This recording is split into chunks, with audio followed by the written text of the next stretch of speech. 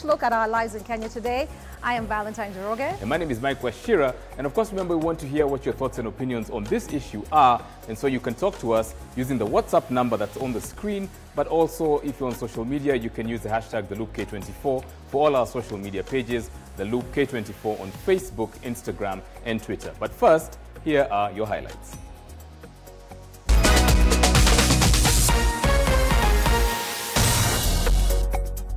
And I've demanded anybody who has raised or commented or purported to know the COVID billionaires and who stole what, I have demanded that they should be summoned. Morathe grilled over alleged link to KEMSA tenders.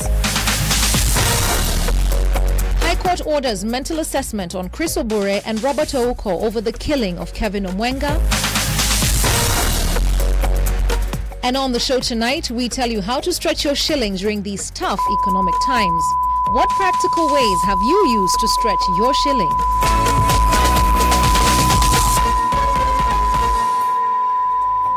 The key suspects in the Kevin Omwenga murder case will now spend 3 more nights in custody pending their request to be granted bail after undergoing a mental assessment evaluation. Our reporter Nixon Kisaka was at the Kibera Law Courts and filed the following report. The two suspects, through their lawyers, appeared before Kibera Law Court's Principal Magistrate Derek Kuto early on Friday. They pleaded to the court to be released on bail after being detained for 12 days since their arrest. I reiterate and respectfully urge you to admit the second respondent to bail pending he's being charged, if at all, so that the gods of justice are happy and served. In the absence of any other grounds to detain them further and failure to charge them today, Your Honor, we only urge you to exercise your discretion to release the accused persons on reasonable terms, just in case that formal charging of the first respondent is going to take place. On the other hand, investigators attached to the case requested for 7 more days so as to conclude on its findings, including the mental assessment of the suspects. Indeed. While making a ruling on the matter virtually, High Court Judge James Wakiaga directed that the two suspects be subjected to mental examination at the Mathare Hospital before next week. Should the state have any compelling reason against their being released on bond before the close of business today, and the accused persons to file their responses to enable the application for bond be canvassed soon after the plea taking. The prosecution confirmed that it was done with the process of collecting testimonials and therefore gave the court green light to grant bail to the suspects. The procedure is clear to the minds of the investigating officers, but once the miscellaneous application is closed, on the terms that are earlier indicated to the court, that the suspects will be presented for plea taking, it is their duty to ensure that that is followed. I therefore do not see the reason why the court should therefore further go ahead and admit the respondents to any bail terms. For now, Chris Obure, the Meriton Group chair, and his bodyguard Robert Ouko will remain at the Kileleshwa police station till Monday. Businessman Kevin Omwenga was killed at his residence at the Galana Suits in Kilimani on 22nd last month. Nixon Kisaka, K24. Education Cabinet Secretary Professor George Magoha has once again ruled out the possibility of reopening schools, saying that most of the institutions have not achieved the guidelines put in place by the Ministry of Health to curb the spread of the virus in schools. Magoha, who toured institutions in the Mount Kenya region, said that the safety of the children comes first. Georgina Magondu reports. The debate on whether schools will reopen this year is still raging, with the Ministry of Education saying that they have to wait for directives from the Ministry of Health on whether the COVID-19 curve is flattening. Speaking while touring tertiary institutions in the Mount Kenya region, Cabinet Secretary for Education Professor George Magoha said that the institutions have not yet achieved the laid down guidelines to ensure that the risk of spreading the virus is ruled out. If everything goes on well, my guess is as good as yours. If everything flattens within this month, What would stop us from, as long as you have put all these things into, what would stop us from informing the cabinet and His Excellency the President to consider reopening early so that at least those who are to do exams can do and go? According to Magoha, there should be no haste in reopening the schools, adding that only 3 institutions have met requirements. We now have at least 3 of them which are very clearly ready to reopen. Rift Valley, then you have Eldoret, then you have this one. Without prejudice, there are just a few things they have to tweak, and we can reopen in a week's time or so. The CS, however, noted that virtual learning needs to be complemented by class sessions, especially for courses that require practical skills. For these institutions, it is of paramount importance because they serve the public using their hands. We are also going virtual, okay, but it is not like in universities where you can deliver most of the content virtually. Jijina Magundu, K24, The Loop. Kenya's unemployment rate grew 2 times between April and June as over 1.7 million Kenyans lost jobs in this period. According to the just released quarterly labor report by the Kenya National Bureau of Statistics, the number of employed Kenyans dropped from 17.8 million in March to 15.9 million.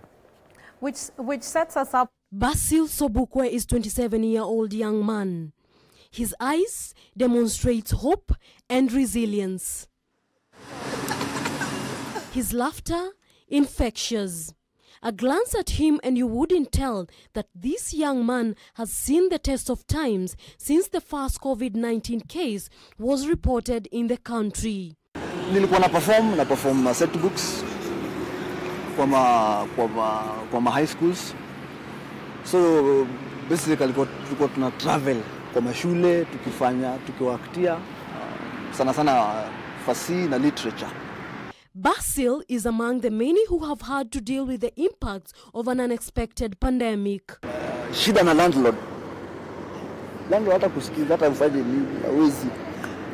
Ati mimi ni msanii nimefanya nini kazi imeisha niwachie rent nisilipe kidogo nini hawezi.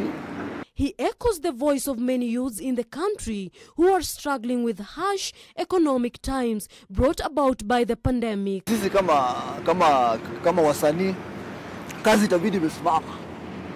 Na umezoea kuchapa show unapata pesa yako hapo. Unaambiwa corona ndio imefika, hatuwezi kufanya kazi tena kwa shule, itabidi umerudi nyumbani. With more than half of Kenyans being below the age of 35 years, it's worrying that most youths continue to grapple with the menace of unemployment. So Bukwe feels there is a huge problem surrounding the rampant unemployment in the country. Ufisadi imekuwa mingi hata mtu kama kijana kama mimi kwenda kutafuta kazi lazima tu kwanza watakuangalia vile uko, wataanza kujaji na the way you look. Na si ile kitu uko nayo kwa akili, unaona? So the moment hii imechange itakuwa rahisi sana. Pia sisi tupate opportunity kwenda kwa ofisi unaangaliwa kama ule mtu mwingine, unaona? According to the Kenya National Bureau of Statistics, the rate of unemployment has risen to 10.4% from 5.2%. The number of those employed reduced from 17.5 million to 15.8 million in the corresponding quarter last year. The number of those unemployed increased to 4.6 million between April and June this year compared to 2.3 million in the same period last year. As the country continues to battle the COVID-19 pandemic, the cases of unemployment among the youth continue to escalate, with the question being, is the government doing enough to curb the menace? Mombi Wambogo reporting for K24 Evening Edition. Vocal Jubilee Party Vice Chair David Morathe, a key ally of President Kenyatta, was summoned by the Ethics and Anti-Corruption Commission over the KEMSA tender scandal today. The commission is racing to meet a 21-day deadline given by President Uhuru Kenyatta during his last presidential speech on COVID-19.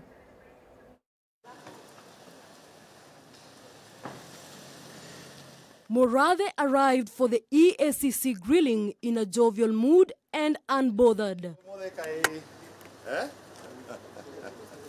He has been linked to Key League Limited, a firm allegedly awarded a 4 billion Kenyan shillings tender by KEMSA for the supply of 450,000 personal protective equipment at 9,000 shillings each.